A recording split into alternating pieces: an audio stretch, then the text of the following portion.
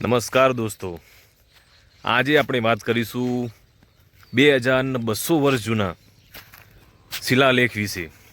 એ શિલાલેખની હું તમને માહિતી આપતા વાત કરું.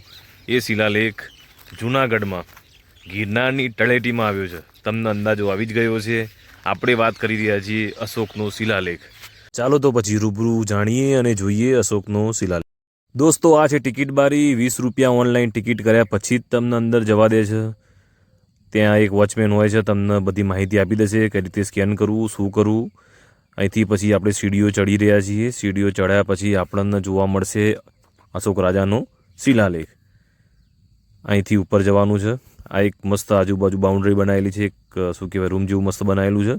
આ એની ટોટલી ઇન્સ્ટ્રક્શન આપેલી છે. તમે ઇંગ્લિશમાં વાંચી શકો છો. સ્ક્રીનશોટ લઈને બી તમે જોઈ શકો છો. 2 જગ્યાના ગેટ છે.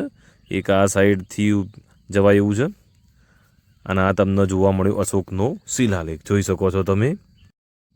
દોસ્તો, સમ્રાટ અશોકે જાણે કલિંગનું યુદ્ધ થયું ત્યારે બૌદ્ધ ધર્મનો અંગીકાર કર્યો હતો અને પ્રજાના કલ્યાણ માટે તેને પથ્થર ઉપર સંદેશા જે કોતરાવ્યા હતા એનો આ પુરાવો છે. અને આ જે શિલાલેખ ઉપર જે ભાષા લખેલી છે એ બ્રાહ્મી લિપિ એટલે કે પ્રાકૃત ભાષા કહેવાય છે. મને તો સાચું કહું, આ સમજાતું જ નથી આ ભાષા કે લિપિ. આપણને તો ફાવે જ નહીં કે આ શું લખેલું છે, કારણ કે આપણો કકવામાં સેટ થતો નથી. આ શિલાલેખની ખાસ વાત એ છે, આ ખાલી સમ્રાટ અશોકના જ નહીં પણ 3 અલગ અલગ શાસકોના લેખ લખાયેલા છે આમાં. આપણે જો બહાર નીકળીને બીજી સાઈડે ઉપર જઈશું, ઉપરથી આખો કોતરેલો તમને જોવા મળશે. અને આ અહીંયા તમે જો સ્કેન કરો તો અહીંયા ટોટલી માહિતી તમને આપી દેવામાં આવે છે કે શું છે શિલાલેખનો ઇતિહાસ. અને આ કંઈક છે લખેલું, ખ્યાલ નહીં, હવે આગળ જઈએ આપણે. અને આ જો શિલાલેખ જો કોતરેલું છે નાના નાના અક્ષરે, જે આપણને ખ્યાલ આવતું નથી.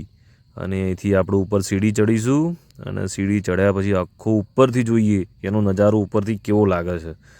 હવે આ જો આજુબાજુ લાકડાની ફેન્સિંગ કરેલી છે અને આ બાદ તો કંઈ દેખાતું નથી લખાણ, પણ હું તમને બીજી સાઈડ જોઉં. આ ખરેખર આપણો સમૃદ્ધ ઇતિહાસ કહેવાય.